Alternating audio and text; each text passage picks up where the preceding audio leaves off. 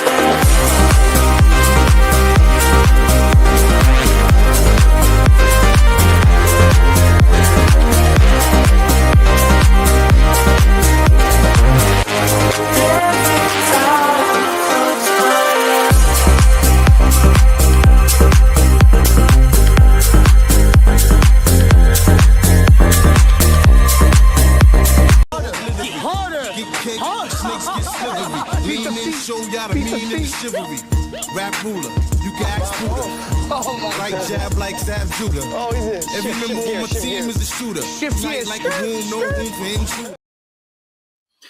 Yes, guys, big up. Good afternoon, everyone.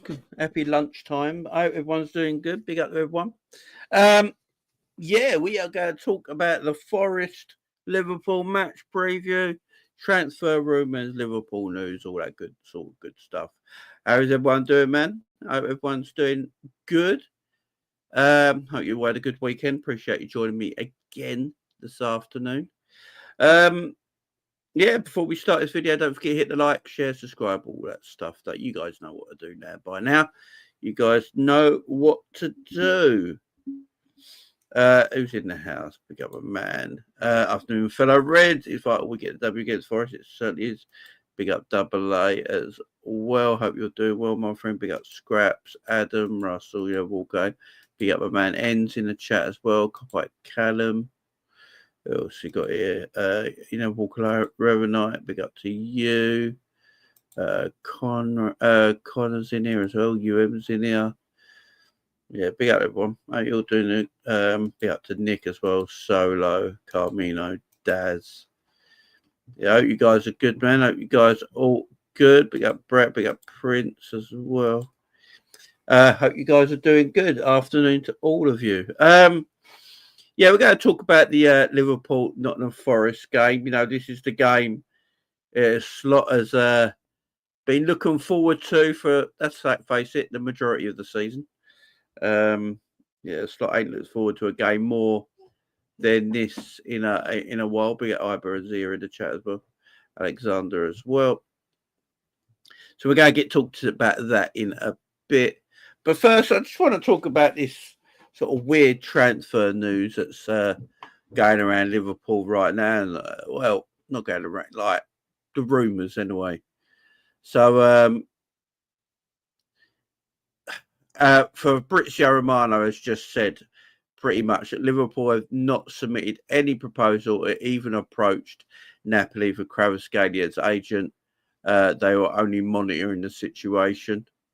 That's a big up to Fabrizio there with that one. But I believe there's some going to get to the Darwin stuff. There was another bit of transfer news. I don't know if anyone saw it. Let me see if I can get it up again. It's about a young striker. Did anyone see this last night? So a young striker. Let me see if I can find it. Let me think. See if I can find it. It was about a young striker. I think I can't remember where he plays now. It's like a 20-year-old. He's a Greek striker, I believe.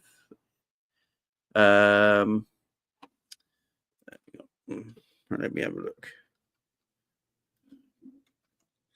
me have a look. Greek. I think he is a Greek striker. Sorry, guys. I'll be right with you. I'm just Googling it. I can't find where this is it here. So Liverpool set to for a January move aimed striker concerns at Anfield. Liverpool search for firepower. Will Stefanos Tsimas be the answer? Darwin Núñez struggles in front of goal, sparked fresh speculation about his long-term future at Liverpool. That we're going to talk about in a minute. And we have been linked with this young guy, Stefanos Tsimas. As Núñez's future hangs in the balance, Liverpool reportedly got set their sights on a fresh attacking option. According to Anfield Watch, talks have taken with representation of Stefanos Tsimas, a highly rated 19-year-old forward currently playing in Bundesliga 2. I don't know nothing about him. It seems a weird one. Tsimas has made headlines when he became Panathinaikos' youngest ever goal scorer at just 17 during the Super League Greece match. Not Panathinaikos, sorry, PAOK's younger goal scorer during when he was 17 during the Super League Greek match in March 2023. Now on loan at FC Nürnberg, the Greek striker has notched up 8 goals and 2 assists this season. The 6 foot 1 inch forward is a modern striker, blending physicality and technical prowess. His movement off the ball and sharp finishing make him a consistent threat. He's also capable of linking play from deep or drifting wide to create space, attributes that align well with Arne Slot's tactical system. Yeah, I smell bullshit. I smell utter bullshit, because I know I know we're not all big fans of Darwin Núñez. I don't understand why you would let Darwin Núñez go to buy an unproven 19-year-old striker. Don't seem to make any sense to me whatsoever, and everything about him just sounds a bit like Darwin. I want to improve from Darwin, not by. I mean, he could be excellent in the future. Who knows? It could be a clever bit of business that Liverpool get this young guy in now, and in a few years to come, he's immense. I don't know. But yeah, it just seems a bit weird to me. Big up people in the chat. Everyone's doing good. Better off playing Dan's, rather get Cunha. I hear that. Bruno says that rumour's horse poo. Yeah, I'm with you, man. It don't make sense. Doesn't that make sense? Be up Sean in the chat as well. It makes. It sounds like a Solanke move. Yeah, it don't make sense. Because if you're letting Darwin go and the future of Darwin's up in the air, I get it. Future of Darwin is up in the air right now. So if you go let Darwin go, why? Yeah, I don't know. Liverpool's interest in Simas is understandable. At the age of 19, he's already made waves in Germany's second tier. His versatile and aerial presence could offer Liverpool a new dimension in attack, something Nunez has struggled to consistently provide. It's worth noting that Chelsea, Newcastle and Aston Villa are also reportedly tracking the young Greek forward. Simas rise has gone unnoticed across Europe. The Guardian listing him among the best players born in 2006. While Robbie Fowler comments may seem harsh, they reflect a growing statement among fans. Nunez's raw talent is evident, but patience at the club is like Liverpool is often limited. He's raw, he's this, he's that, and we can't keep saying that. Fowler stressed. Yeah, Fowler like people are coming for Robbie Fowler because Fowler had an opinion on a goal. Can you imagine coming for Robbie Fowler? Like people having to go at Robbie Fowler because he's an elite goal scorer and he's trying to tell you why he doesn't think Darwin Núñez is an elite goal scorer. And then people are having to go about Robbie Fowler. I mean, what are we doing here? It's just madness to me. If Robbie Fowler thinks someone's not that good at goal scoring, I'm going to sit down and listen because it's Robbie Fowler, man. It's Robbie Fowler.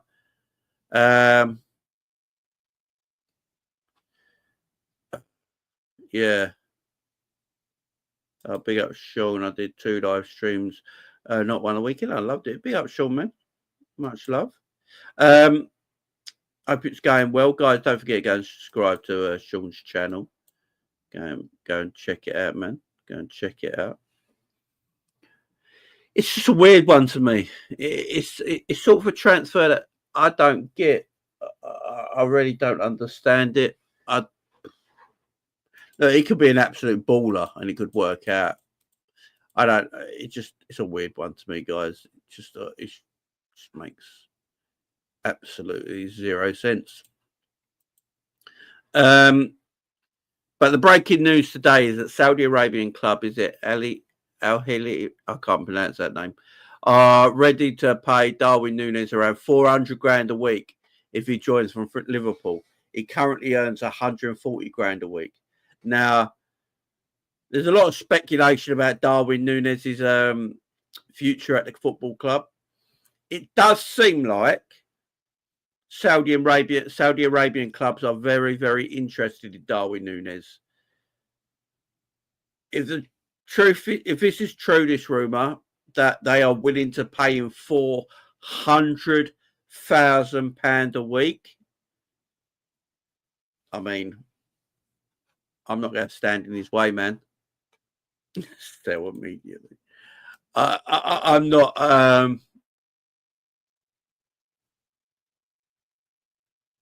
I'm not going. I'm not going to get in his way, man. If Darwin, I've said it many times. I think we need to move on from Darwin Núñez. He's obviously not that guy. Look. I don't think he's an out-and-out striker. I think he's more of a wide player. I don't think he can play. Like Jota can play in the 9, Darwin can play in the 9. But I've always said it. Jota's not an out-and-out striker. Darwin Núñez is not an out-and-out striker. You can tell the difference between an out-and-out forward, a proper number 9, and a player like Jota or a player like Darwin. Because look at Jayden Danns. Look at the way look at Jayden Danns' movement and anticipation for the ball in the box compared to Jota and compared to Darwin. I'm not going to just like Darwin here. It's different. Jayden Danns in the game against Accrington Stanley on the weekend Watch his anticipation to get to the ball. Look at the way when he wins the ball on the halfway line. Look at the way he breaks into the box. He doesn't drift out wide. He doesn't try and link play again. He just wants to run into that box. He goes into the box. He anticipates the shot being blocked, and he's there for a finish. It's the difference between someone who is natural at finishing and someone who is not. He's a natural finisher. He's just Jane Dance is a natural finisher, and Darwin Núñez isn't. Darwin Núñez is more of a wide player. He's got technical. He can't look. I watched Darwin quite a bit lately, and when I watch him playing down the wide areas, crossing balls in, playing balls on the floor, cutbacks and stuff like that, I like Darwin's actually pretty good at that. To be fair, to Darwin's credit, I think he is actually pretty good at getting the ball in the wide areas, attacking fullbacks, getting crosses in. Maybe that's something we should be looking at in the future with Darwin. If he played like that, I think, and we acknowledge that he's not a striker anymore. It happened with Dirk Kuyt. Dirk Kuyt was a striker. And then eventually Rafa Benitez realised he's not good enough to be a striker, made him a right winger. And that's where Dirk Kuyt played for the rest of his career, even when he left Liverpool. National team, played right wing. When he went back to Feyenoord, played right wing. You know, he played right wing for majority of his career from Liverpool onwards till he finished his career. And that's not saying he wasn't a shit player. He was a good footballer, Dirk Kuyt, but he wasn't an out-and-out striker. Just wasn't. And I think Darwin's similar. I just don't think Darwin's is a killer. I don't think he's got that finesse. Look at the way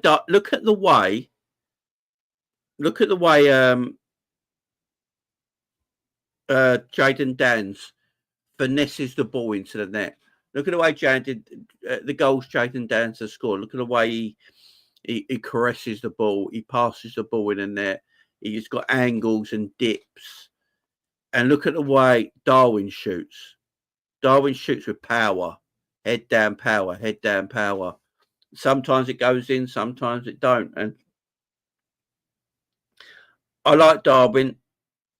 I actually think he's an all right player. I just don't think he's a striker. I just don't think he's an out-and-out 9. Darwin's natural instinct is to drift wide. It always has been. When Darwin gets the ball and is attacking at goal, Darwin is not as direct. He drifts wide. It's just more natural. He likes being in them wide spaces to create.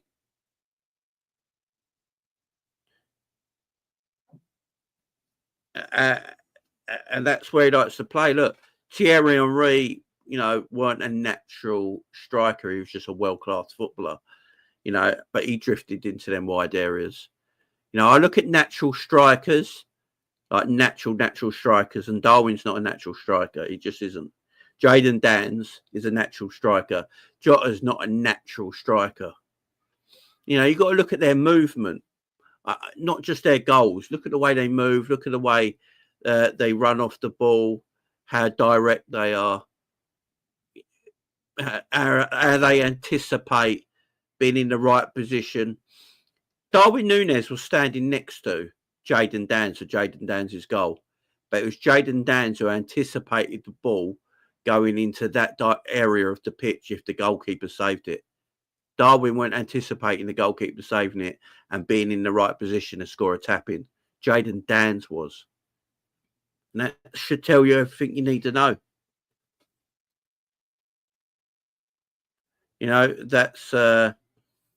That's all you need to know, really. Big up Colin in the chat, doing good, man.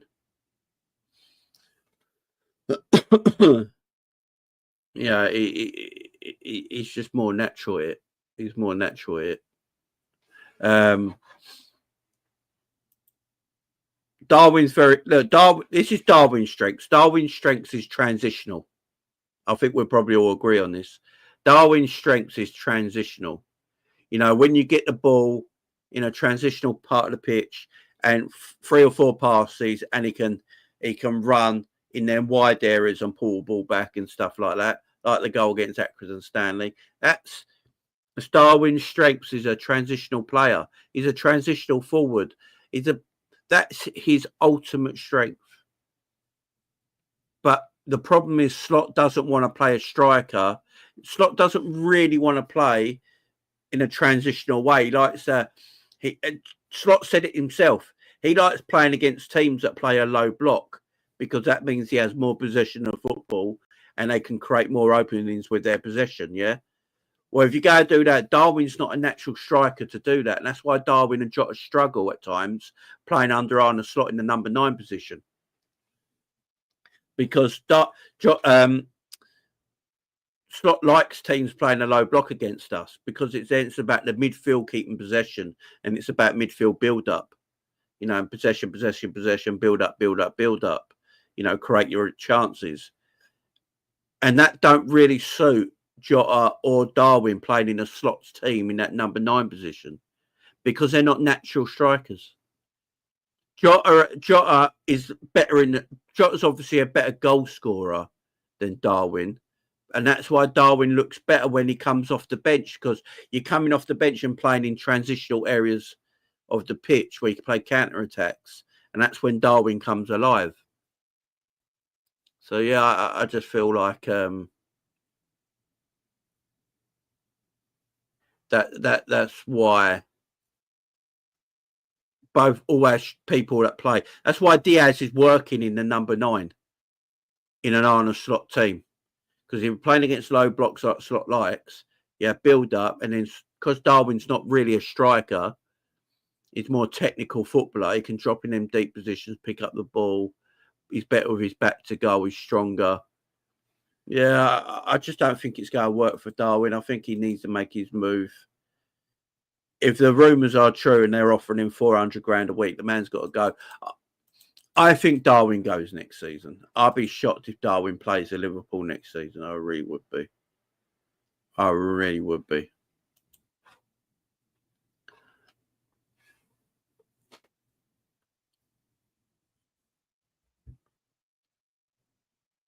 Darwin was brought to score goals and doesn't do this. Let's not invent roles.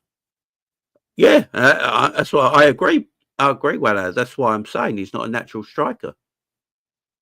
That's what I'm saying. He's not a natural striker. Just he isn't. It was probably the worst transfer Jurgen Klopp had made at Liverpool. You know, it's probably the worst. And he's not. And the thing is, Darwin's not really a winger either. He just plays better in wide areas than he does through the middle. So he's not really a winger either. You know, for Uruguay, he plays in wide areas a lot. For Liverpool, he does a lot of his work in good wide areas. What Darwin needs, he needs another striker with him. His best season at Benfica, he played off another forward. So Darwin could drift into the wide areas, cut him from the wide areas, and play off another forward. That's what you need Darwin to do. He needs to play off like a deep lining number 9, like a shadow striker or someone like that. And he can drift into them wide areas and do his work. And then you still got someone up top. So he's not really a winger. He just does his best work in wide areas. But unfortunately for Liverpool, Luis Diaz, Cody Gakpo and Mo Salah are all better footballers in wide areas than Darwin Núñez is. So Darwin sort of got to play that central 9 role. But in the way Liverpool like to play under Arne Slot, he's not good at it. You know, and he's not a good enough finisher to take his chances when they come. So against, was it against Tottenham?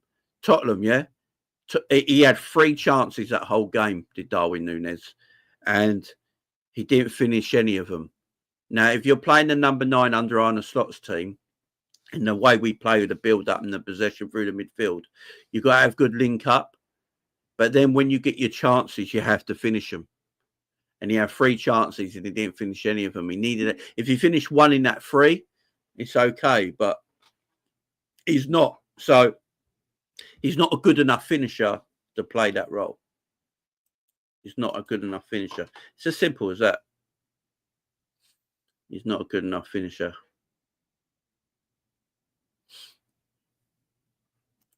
Yeah, I just read that, Michael, about Fabrizio. Yeah, we're never in for him in the first place. This is why I don't get why everyone got upset about why we didn't buy Kvaratskhelia. Firstly, where would he have played? Where would he have played?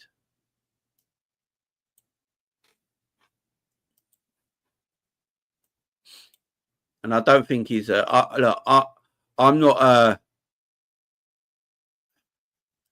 a big Kvaratskhelia fan, and I think him going to PSG proves that point, that he's not as good as everyone thinks he is. I don't think he's an upgrade at the moment on what we got. I really don't. I literally don't think Kvaratskhelia is an upgrade on what we got right now. I just don't. I just don't. So I didn't see the point of buying him. What we need is a centre back, man. Big up, Robbie. Michael, he's not my cup of tea, man. He's not my cup of tea. I know he's yours, man, but Kvaratskhelia is not my cup of tea, man. I don't think he'd work in the Premier League. A lot of technical ballers struggle in the Premier League. It don't mean they're bad players. Just some technical players struggle in the Premier League.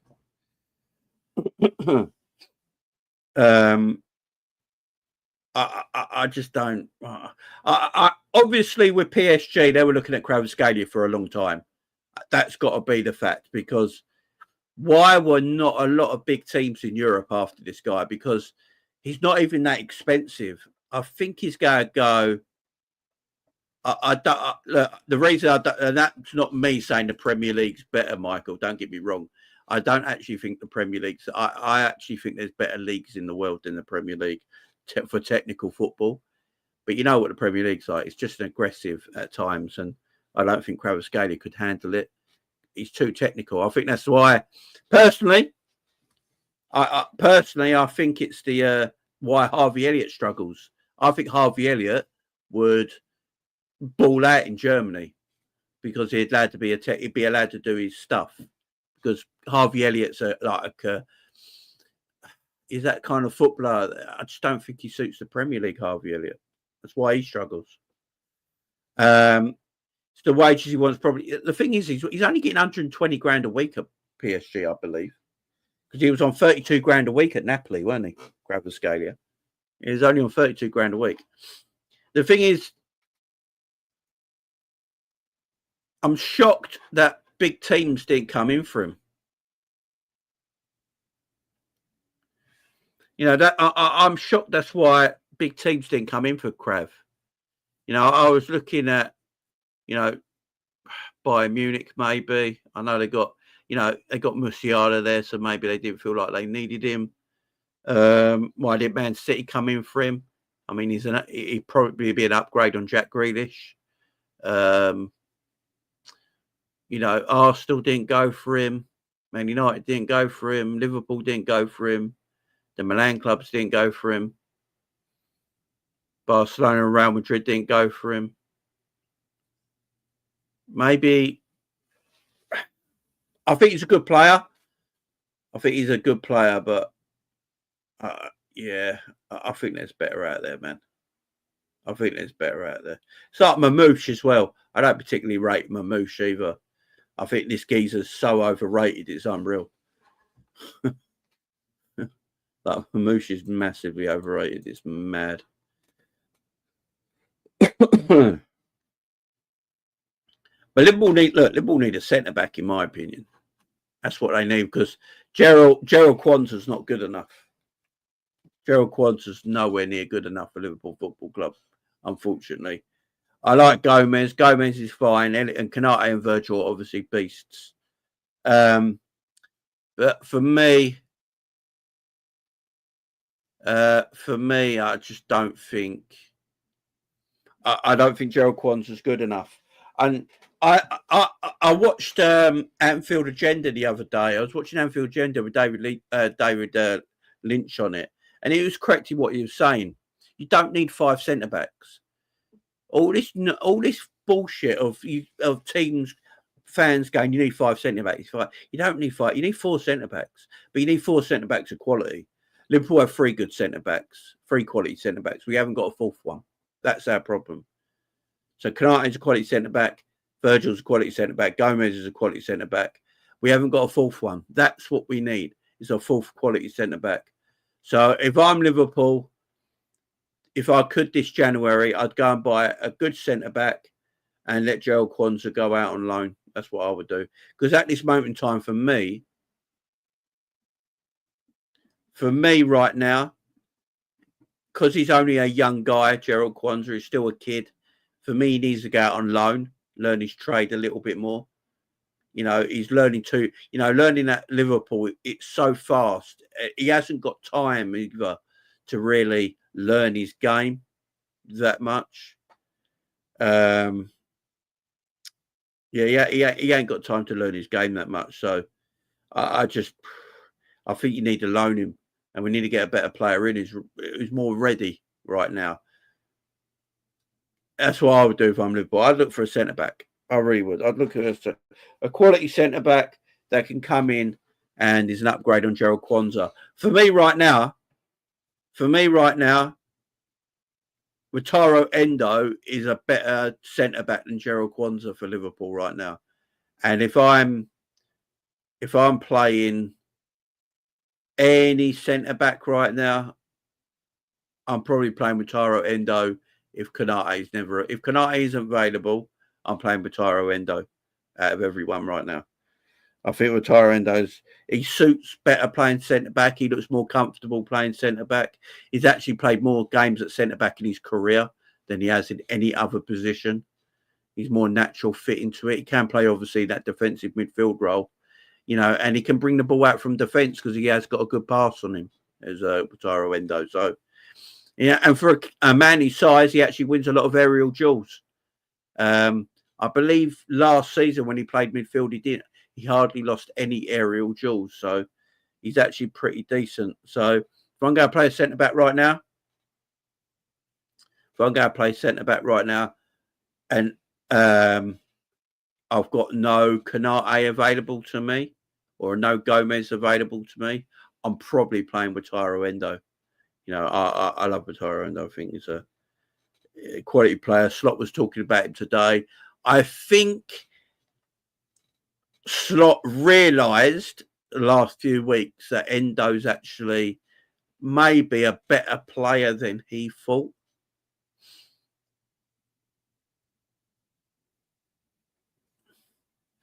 You know, I think, yeah, Endo time, exactly. Endo time. I think Slot's starting to realise that Endo might be a better player than he originally thought, and he can trust him. Yeah, Slot might have profiled him a bit better as well. You know, probably will use him more as a centre-back. I think if he's going to play and start a game, I think every game he started for Slot so far, he's played centre-back, hasn't he? And when he comes on a sub, he usually goes into that defensive midfield area. I think that's Endo, what he is at now. I think he's got to start using Endo a little bit more. I think there's going to have to be games where Slot sort of just goes, you know what? I'm going to have to rest Gravenberch in this game. I'm going to play Slot. I'm going to play Endo. And I'm going to just play him a little bit differently to Gravenberch. So he's just going to be my city midfielder. And instead of playing a double pivot, if Gravenberch can't play a game, you play Endo. And instead of playing a double pivot, you just play Endo as the sole 6. And you play Szoboszlai and McAllister around him. And you go for like a 4-3-3. And you play Szoboszlai and McAllister either side of him. You play Endo as a lone 6. And you go from there. I think that's what Slot might have to start doing for the rest of the season, just to give Gravenberch a bit of a break here and there. Although I don't think a 22-year-old guy actually needs that much rest. But that's just me. Yeah, so what Endo's done so far this season's been good, guys. It really has. It really has. And I think he should be able to pick and choose when he plays, be it solo. Endo is the man we want to see more, but does ARNE see it the same way? Yeah, that's what I've always said. Do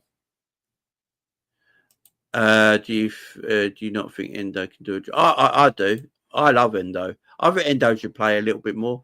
I think that's one of the things Slot's not quite trusted his squad enough yet.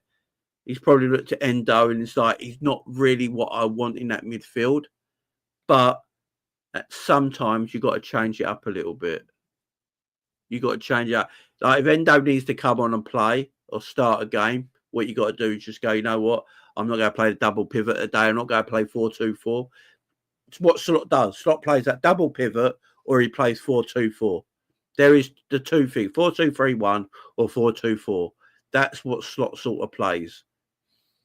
If you go play something like Endo, I don't think you can play that way. So you have to go to a 4-3-3. You know, Endo's the lone six. Play Szoboszlai and McAllister either side of him. And you can play that and win games still, in my opinion. So, or you play him at centre-back for a few games and give Konate a break and play Endo at centre-back for a few games. There's options there with Endo. And I think Endo is slightly just changing Slot's mind on how he uses him in the future. You know, it's good because legs are there. You know, Slot did his press conference today, said pretty much we've got a full-strength side. So the only injury at this moment we've got at the club, touchwood, is Joe Gomez. Joe Gomez is still out with an hamstring injury, as Slot said. Obviously, Darwin Núñez is unavailable for this game because of suspension. So we pretty much got a fit team. We pretty much got a fit side, and you know, there's not a lot of times that we have a fit team, man. Yeah, we don't usually have a fit side that much, and for once we have. You know, for once we have. What about Kunde as a centre back? He would be covered right back as well. Yeah, players like that, Iber. That's what I'm saying. Like, as a fourth choice, then you've got a solid four there, ain't you? At this moment, because of Kwanzaa, I think he could be good in the future. He's just not. He's not there yet. You know what I'm saying? He's just. He's not at the level just yet.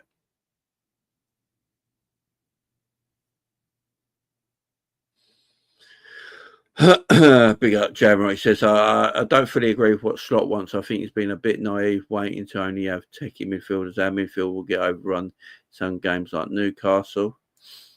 Yeah, I hear that. But what we've got to remember about Slot as well, he's only been here 6 months. He's come to the football club as a new manager, taking over someone who was at the football club for many years and had a settled squad, knows the youth team and stuff like that.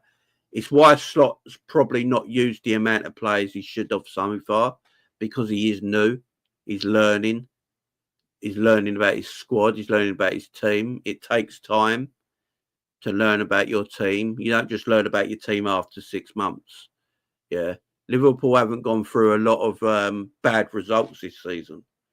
You know, adversity tells you a lot about your team and where you are with your team and your players. And Liverpool haven't really gone through that a lot this season. So he's still learning about them. So he's still not sure who to use. So that's why I don't think we've seen a lot of the youngsters this season, because he's like, I haven't got time for that. I've just got here. I'm trying to win stuff straight away off the back.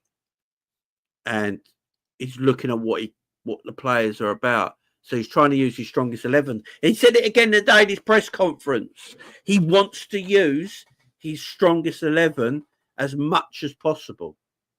And that's why it's so important to keep players fit. Keeps on about it constantly. And I like it.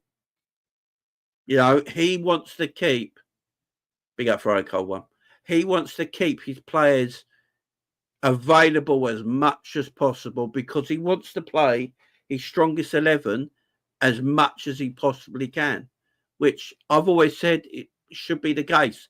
I hate this whole he's tired bullshit, when most of the time they're not. Most of the time not. We as a fan base, I don't know why it's just a Liverpool fan base, right? We got it in our minds that we never rotate. We rotate more than most clubs do. You know, there's this myth going around that Man City rotate a lot. They really don't. The same players play all the time. When Liverpool lose a game or draw a game, the first thing that Liverpool fans will say is these players are tired. They're dead already. They're shattered. It drives me mad because it's not true, is it? It's just like Graham Birch. Graham Birch has played 20 league games in a row. And 22, 21, 22. Mo Salah's 32 and he's played exactly the same and he's not tired. Virgil van Dijk 33 and he's not tired. Played exactly the same. It's just bollocks. It's a poor excuse. And it's about metrics as well. It's about metrics as well. I believe we are one of the teams in the Premier League who has covered the less distance this season. Like we've covered the less distance. I think we're 19th in the league for distance covered this season because we're not up and down anymore. So players can play every week. You got to look at the metrics. Are they being exhausted by running up and down and running about 7 miles every 90 minutes? Or are they running like 3 miles every 90 minutes? But so if Graham Birch, say, I know he didn't play, say McAllister last season, every game he ran around 7 kilometres a game. He ran 7 kilometres a game, last season. And this season, say he's running 3.5 kilometres a game. Well, you can get more out of him in the season by playing him more because he's running less kilometres per match than he did the year before. It's all about metrics, man. It's all about metrics.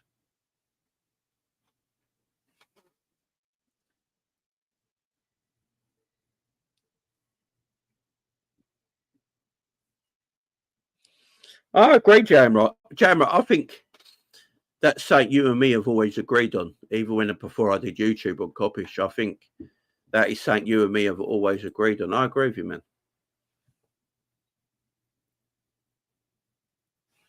Yeah, Lisa. Lisa says, I remember Gerrard saying players should not feel tired when you're fighting for a title. Exactly. It's all up here, man. It's all up there. It's a mental thing, ain't it? It's not a physical thing. It's not balls, though, JB. You could almost call when Gomez was getting injured, Jones would be injured. If players play a few games straight, Mac has been carrying. Not that lads do need breaks. I'm not saying they don't need breaks, but the fact that people think they can't play. You do know McAllister got injured playing for Argentina, not Liverpool. He got injured playing for his national side, not Liverpool. That's where he got his injury from, was the national side.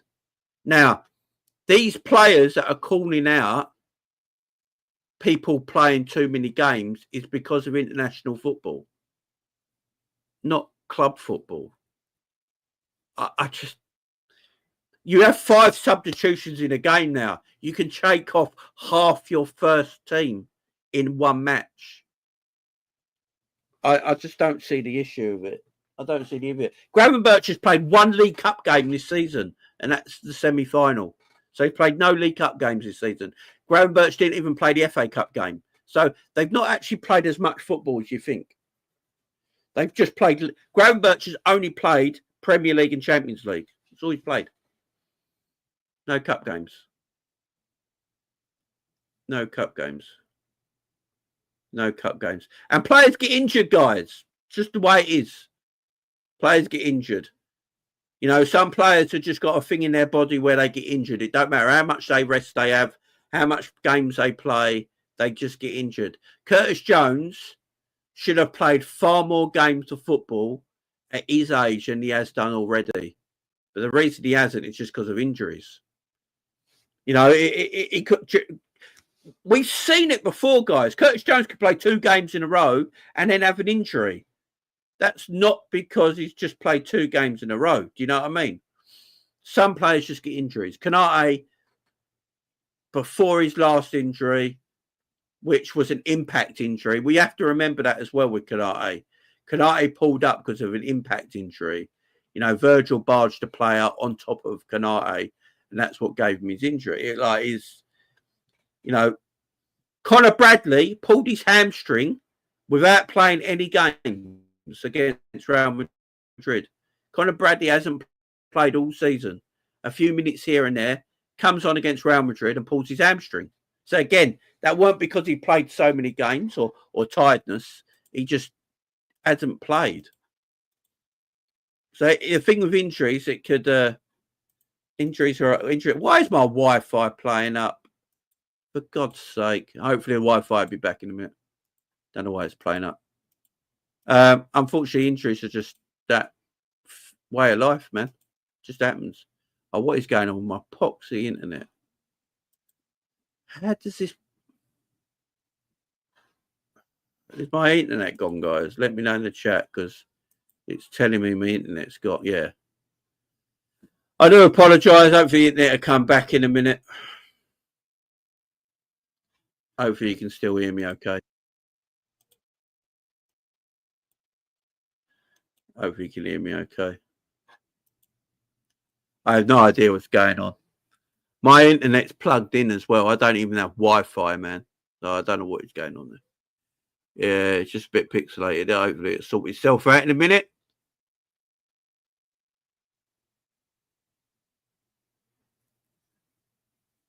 So how can, I'm sorry, D, how can Bradley be tired when he doesn't play football? This is what I'm saying. How can he be tired when he doesn't play football? I don't get that, D. I'm sorry. Maybe I'm an old fart here. Maybe I'm an old fart. How can he be tired? So, so you're saying because he doesn't play that many games and he comes on and plays a big game, that's why he got injured? Then get rid of him. Then get rid of him. I'm sorry. This has got to stop. This has got to stop. How can you? So, if he can't be fit and then get injured after not playing games of football, when is he not going? How's he going to get his match fitness? How's he going to get his match fitness? I don't get it, man. I get rid of these players, then they're not good enough. If they get injured all the time because they're in one game out the next, then they can go. You know what I mean? They could go. It's my internet completely dropped. No, it's all right now. You know what I'm saying? They can go. How do you bring players in, man?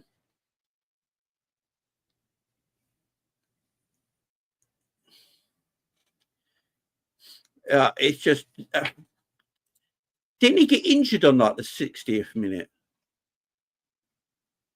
He didn't get injured in the end of the 90, did he? What minute was it he got injured in? Let me have a look. What minute was it? Because if this is the problem, then all players are shit. Let me have a look. Let me have a look. Let me have a look. Did it say when they? Let me have a look. Where did Conor Bradley? Conor Bradley got injured in the 87th minute, did he? 87th minute, towards the end of the game. So he played one game after having a lot of rest and got injured. I mean, he's fit now, though. He's fit now. Exactly. Hendo doesn't play any minutes, and he came in and he doesn't get injured. So it's more of a player issue, ain't it? Some players, unfortunately, for whatever reason it is, just get injuries. Like Wataru Endo, he barely plays. Comes in, plays games, doesn't get injured. Some players just get injured. That's just a fact of life. There's nothing we can really do about it. You know, like some players can play. Look at Mo Salah. Mo Salah barely gets injuries. I think he's only missed 3 weeks through injury in his whole Liverpool career. 4 weeks through injury for his whole Liverpool career, and plays every week. That's just a freak. You know, Salah's just a freak of nature. You know, Virgil van Dijk, apart from that injury that was affected his knee, plays every week. Again, Virgil's a freak of nature. Some players can play a lot of football and continue playing at a high level. Some players like Conor Bradley, he cannot maybe play for like a while. He's training. He's just not being picked for the team. He gets picked for the team. He plays really well and unfortunately then does his hamstring.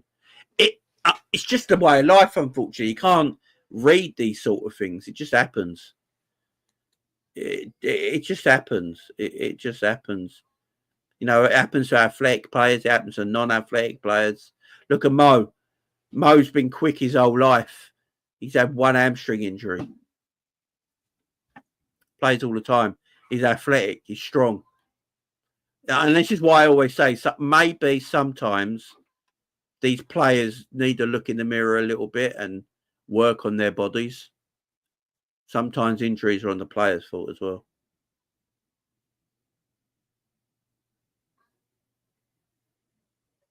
Yeah, he just got unlucky. It happens. It happens. But the problem is, you know, that doesn't mean Bradley can't play 7 games in a row without having to have a break. Do you know what I mean? You know, you know, it happens. It happens. You know, it's just, unfortunately, Frank Lampard never missed a game for Chelsea. Like, played every week. Didn't Frank Lampard break a record for playing, like, was it 200 games in a row or something like that? Like, starting, like, 200 odd games in a row. Like, he played it every week, Frank Lampard, for Chelsea. What was the record for Frank Lampard? What was the record, Frank Lampard? I swear he broke the record. Like, he played like 250 games in a row. Started every game.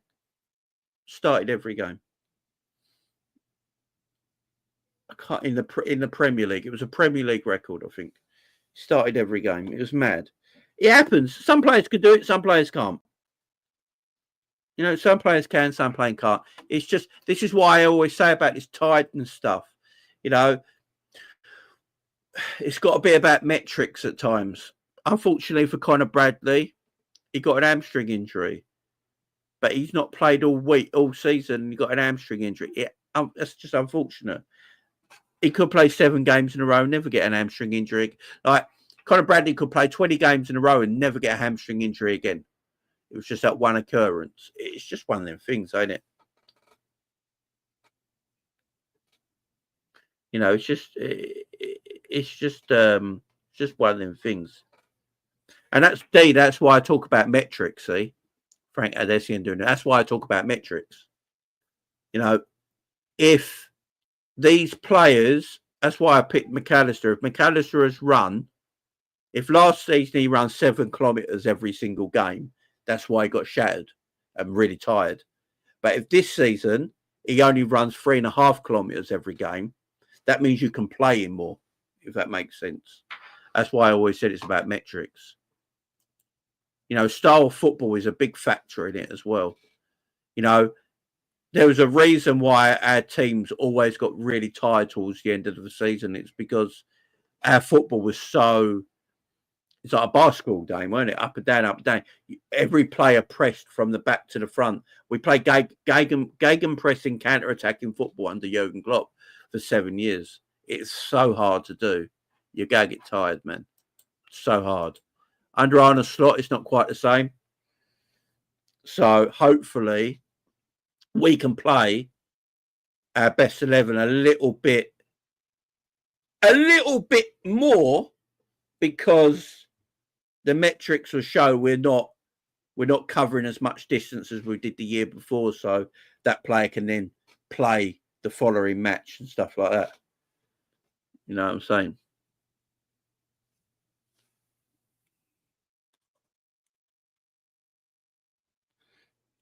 And that's why I agree, Mickey, and that's why we've only got one injury. We're in 13th of January, we only got one injury. Yeah, I think and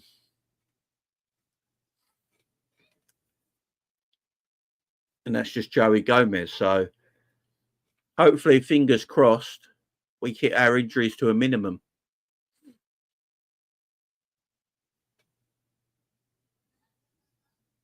Yeah, I hear everyone's worried about Gravenberch. I have the same concerns about Gravenberch. And that's why I said that earlier on, that I think Slot needs to, take Gravenberch out of the firing lineup occasionally and just play with Tyrell Endo in there and just play a little bit differently. We will still win games of football. You got to pick and choose. If you think you got a game coming up where you can win, win comfortably, take Gravenberch out of that game. Play Endo, McAllister, and Szoboszlai as a midfield three. That will still win that game of football. You know what I mean? Like, I think Slot's just got to go. Endo could do that. Throw him in for a couple of games here and there. Give Grav the week off. Grav's had a couple of weeks off though this season. We've got to remember that because, as I said, Grav only played one League Cup game this season. That was the semi-final against Tottenham. He didn't play the FA Cup. So Gravenberch has had a week off. Gravenberch ain't played for over a week. So he'll be rested for this week coming. So I expect Gravenberch to go strong in these next two games because he's had a week off.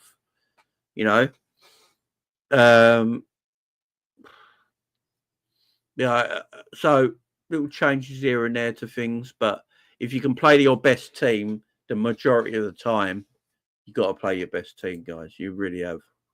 But look, we're playing Nottingham Forest. This game against Nottingham Forest is going to be a difficult game, guys. I ain't going to lie. It's going to be a difficult game because of the way Nottingham Forest play. It might be actually easier to play Nottingham Forest away from home than it was at home. I don't know if you guys agree with that assessment, but playing Nottingham Forest away from home might be a little bit easier. So Nottingham Forest sitting third in the Premier League, and you've got to big them up, man. They've had a great season. The third in the Premier League. 12 wins out of 20 games, 4 draws, 4 losses. But this is the problem with Nottingham Forest. They have only scored 29 goals in the Premier League. They've conceded 19. They got the joint second best defence in the league with Liverpool. They've conceded 19 goals, but only scored 29 goals. In fact, you have to go down to 13th in the Premier League for Man United, West Ham, and Crystal Palace, and so the relegation teams have scored less. Wolves have scored more than Nottingham Forest. Wolves are 17th in the Premier League. They have scored more goals than Nottingham Forest. In the top 10. Nottingham Forest have conceded the least. So actually, in the top 12 in the Premier League, Nottingham Forest have scored the least goals. Tottenham have scored more, Brentford have scored more, Brighton have scored more, Fulham have scored more, Villa have scored more, Bournemouth have scored more, Man City have scored more, Newcastle, Chelsea, Arsenal, and obviously Liverpool are top goal scorers. So there it is. Newcastle do struggle to score goals, but they win games of football because they got a very good defence, extremely good defence. Nottingham Forest win games by 1-0 or 2-0. If you look at their last 5 games, they've won 5 in a row. They beat Villa 2-1. They beat Brentford 2-0. They beat Tottenham 1-0. They beat Everton 2-0. And they beat Wolves 3-0. Their best results all come away from home. At home, they struggle a little bit more. So they drew against, they beat Aston Villa 2-1 at home. They beat Brentford 2-0 away. They beat Tottenham 1-0 at home. They struggle at home, Nottingham Forest, because of the way they play. Because of the way they play. I think Pondell sent a super. That's big ups, Pondell. I don't know why I didn't see it earlier. Chef Gears, skirt. Big up Pondell for the Superman. Big up Pondell. And big up everyone in the chat. I hope you're all doing good. So, Nottingham Forest like to play on the counter. That's what they like to play. They sit back. They soak up the pressure. They got a good defensive structure. They got that basically play 5 at the back because they got the 2 wing backs at times. You know, the sitting midfielders, they sit deep and they can't with pace. Like Nuno used to do at Wolves. Played Nuno at Wolves. When Wolves got promoted, he played that 3 at the back, his 2 wing backs, and he played with pace up top. And that's what he's doing with Nottingham Forest. He's got a nice back 3. He's got the wing backs. He's got the sitting midfielders. He's got good defenders, and they sit back, they defend, and they counter with pace. That is what they do. So Liverpool gave the majority of the ball against Nottingham Forest, and that's why Nottingham Forest sometimes struggle a little bit more at home, because the home team is meant to be the team that has the possession, puts their authority on the game, you know, and is on the front foot more. But Nottingham Forest will play like they're away from home, at home, and sometimes that's a bit of a struggle for them.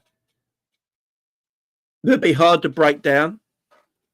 But I feel like this will be easier than the Anfield game, personally. I think this will personally be easier than the Anfield game. Just my feeling on it. Don't know why. I just feel like we're going to have the majority of the ball. And I think they'll struggle against us. I really do. I really, really do. I think actually we're going to put a hurting on Nottingham Forest. I literally think we're going to put a hurting on Forest. I really do. I think that game against Accrington Stanley, where we was able to rest a lot of the big team, a lot of the big players, is going to help. You know, Salah had a little week off. Virgil, Mo, yeah, like a lot of players had rest. Yeah.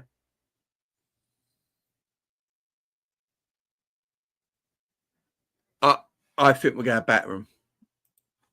I think we're going to beat them comfortably. I think we're going to beat them comfortably. I think we're going to worry them comfortably. It'd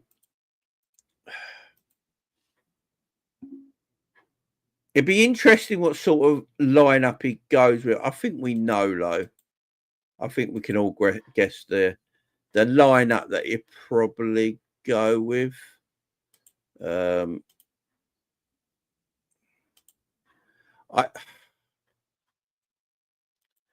see the problem. I think Robbo's going to play in this game. I know you guys probably don't want Robbo to play, but I think Robbo will play in this game. I just don't see Tsimikas playing, considering I don't think Robbo even came on the weekend. So, yeah, I think Robbo's going to play. We know that Konate is fully fit. So Konate is going to play, guys. No doubt about that. I think we go with a back 4 of Alexander-Arnold, Konate, Virgil, and Robbo. Alisson will be in goal, in my opinion. I think the double pivot will be Gravenberch and McAllister. And I think Curtis Jones will play in the 10.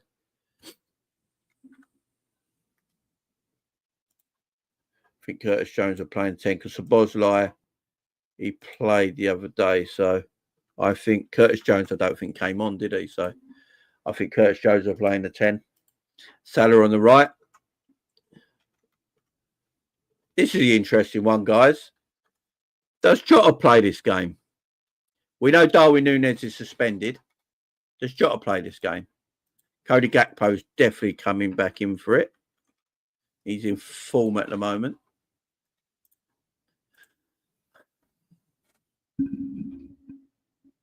Does Jota play this game, or does he go with Diaz?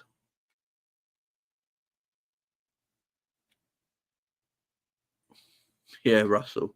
Big Solo. Big up Solo. Big up, man. People think Szoboszlai starts. Szoboszlai. Did Curtis Jones come on against Accrington Stanley? Hang on. 1 minute. I can't remember the subs. Can't remember the subs. Let me have a look at the subs a minute. Who came on? So Chiesa came on, McConnell came on, Jaden Dans came on, Conor Bradley came on, Trainioni came on. Alexis McAllister, Robinson and Luis Diaz stayed on the bench. So that tells me Curtis Jones is playing, guys. Curtis Jones weren't even in the squad. So I'm trying to look who weren't in the squad. So Curtis Jones weren't even in the squad. Gravenberch weren't in the squad. Gakpo weren't in the squad. Virgil weren't in the squad. Kanate weren't in the squad. Robbo weren't in the squad. Salah weren't in the squad. No, Robbo was in the squad, but he didn't come on. So that tells me Curtis Jones is playing, guys. Tells me Curtis Jones is playing. Curtis Jones weren't in the squad at all. He weren't in the squad at all. It tells me he's going to play.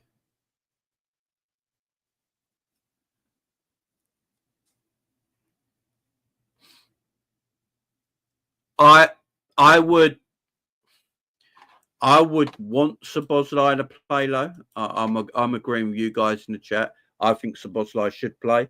I think we've missed Szoboszlai's power and athleticism in midfield.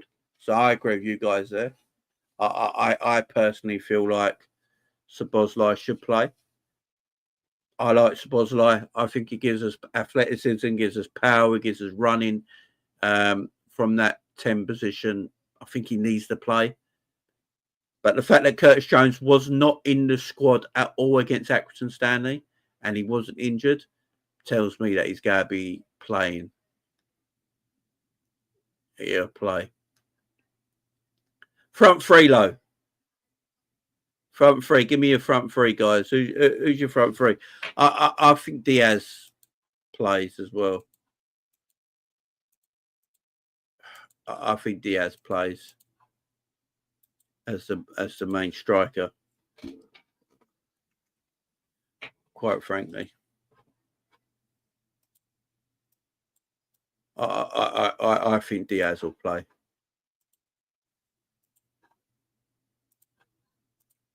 We'll line up.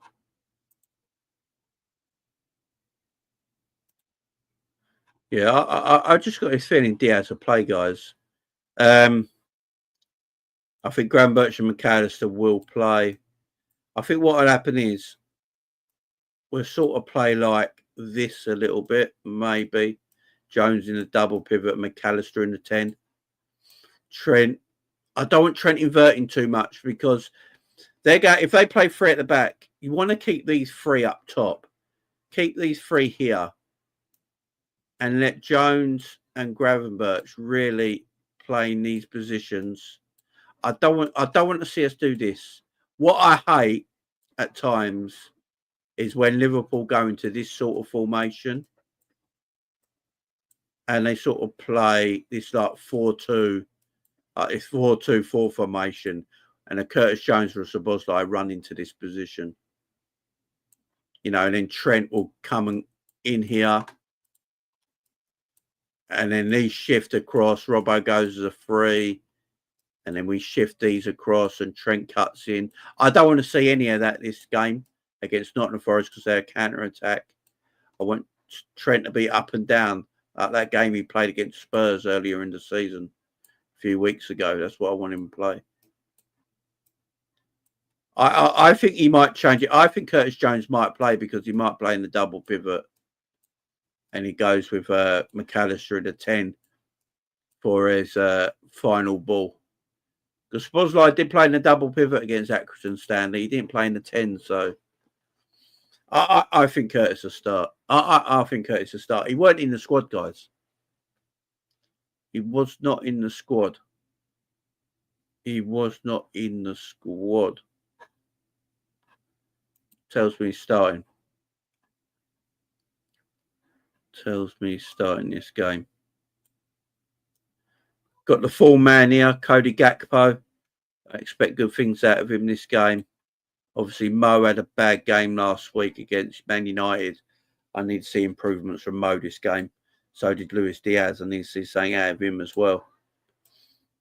I think Liverpool play possession football. I think Liverpool keep the ball. Nottingham Forest will play a low block, counter-attacking. Liverpool will wait and take their chances, guys. That's how I'm seeing it anyway. is how I'm seeing it.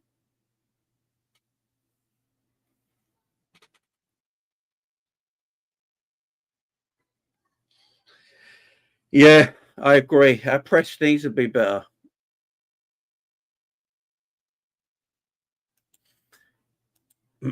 Yeah, I think I've got a feeling Jones might start by playing a double pivot alongside Grav and McAllister plays in the 10. Just my opinion, though. I want Szoboszlai to start, guys. Guys, don't get me wrong here. I want Szoboszlai to start. I think Szoboszlai should play this game. I've just got a funny feeling that Curtis Jones is going to play, guys. Personally. That front three never played on Tuesday, so they're going to play, in my opinion. Diaz, Gakpo and Salah. They're fresh. They never played on Tuesday. Curtis Jones never played on Tuesday. Robbo never played on Tuesday. Canate never played on Tuesday. Virgil never played on Tuesday. Alisson never played on Tuesday. Callister didn't play on Tuesday. Gravenberch didn't play on Tuesday. I just feel like on Saturday, sorry. Didn't mean Tuesday, I mean on Saturday. So then guys didn't play on Saturday. I think they're going to play tomorrow, guys. I really do. No, it's important for us. I'm hoping Szoboszlai plays, guys. I'm hoping Szoboszlai plays. Just got a feeling Curtis, but I don't think Curtis should play, by the way. I think Curtis in his last 2 Premier League games has not been good enough. I think he's been terrible, in my opinion. And Szoboszlai should play. I'm hoping he does. I'm hoping Szoboszlai plays. We're going McAllister, Gravenberch. Because I don't know about you guys, but I think our best midfield for balance, is McAllister, Gravenberch and Szoboszlai. Because I think Szoboszlai gives you that defending in that midfield area as well. He gives you that work rate. He's got athleticism. He's a willing runner. He's getting better as well, Szoboszlai. I think that gives us our best balance in that midfield.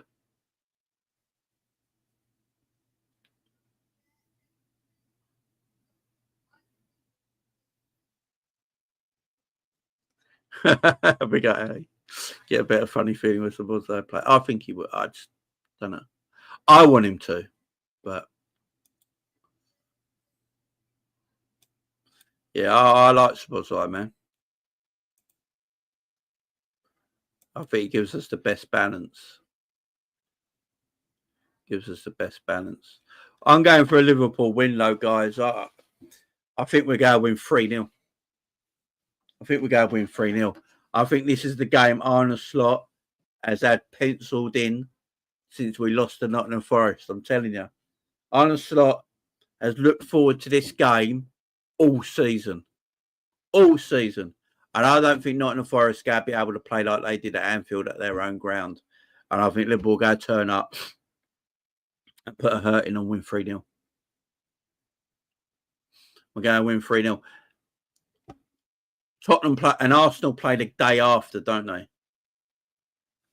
They play the day after. And we could be 9 points in front of them by the time Arsenal play. And they got a North London derby and they got injuries. And that could be the end of their title run. If we beat Nottingham Forest, I believe Tottenham gets something out of the Arsenal game. And that's the end of Arsenal's season.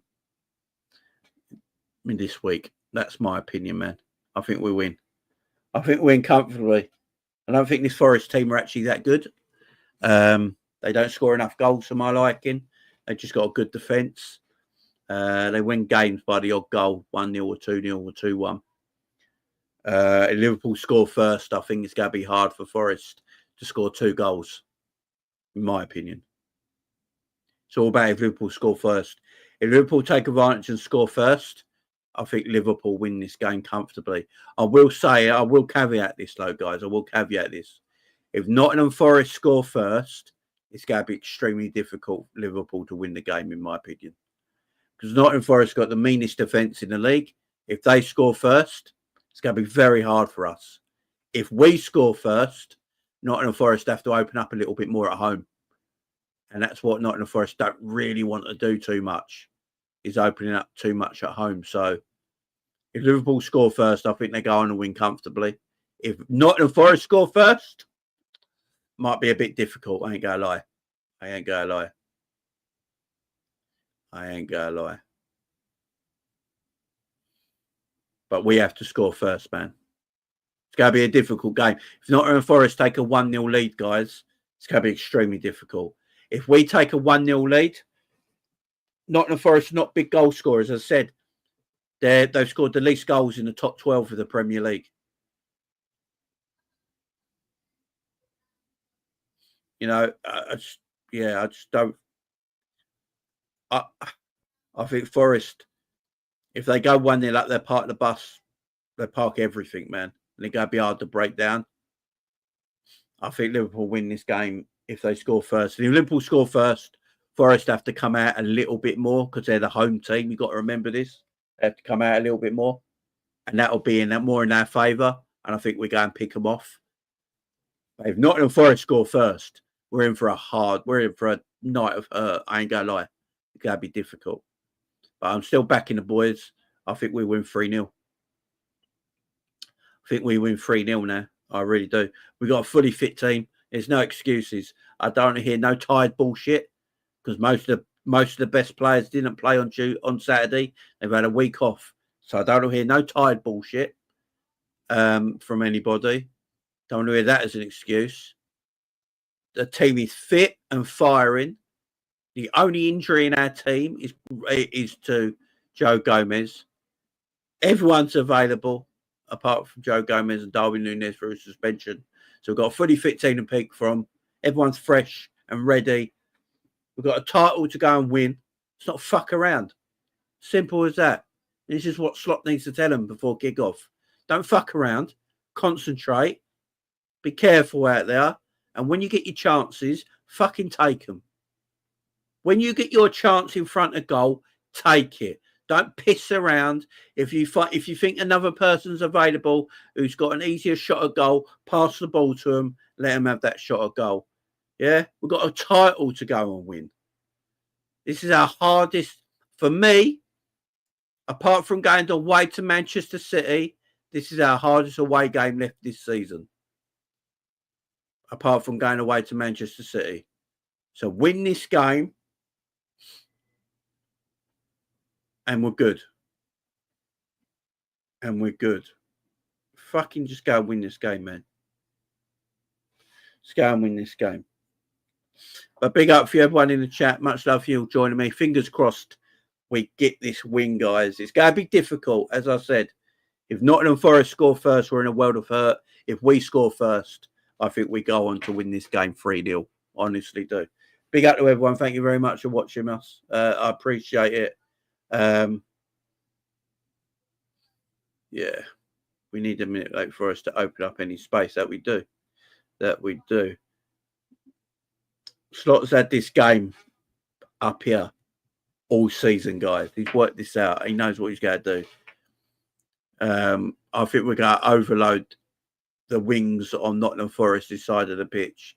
And I think Robbo and Trent are going to double up with Gakpo and Salah in the wide areas and really stretch them out in that position.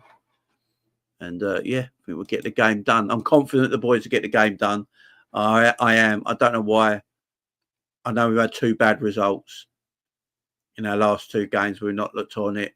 Accrington, you can't really take that Accrington Stanley game into context because they are a League 2 team. But, yeah, I believe in the boys. We've got a title to win, guys. Let's go and win this fucking title. Yeah? That's my hashtag 20. Let's do it. Let's beat Nottingham Forest. 3-0. Let's go. Let's move. I'll see you guys tomorrow. Big up. Enjoy the rest of your day. Bye-bye for now.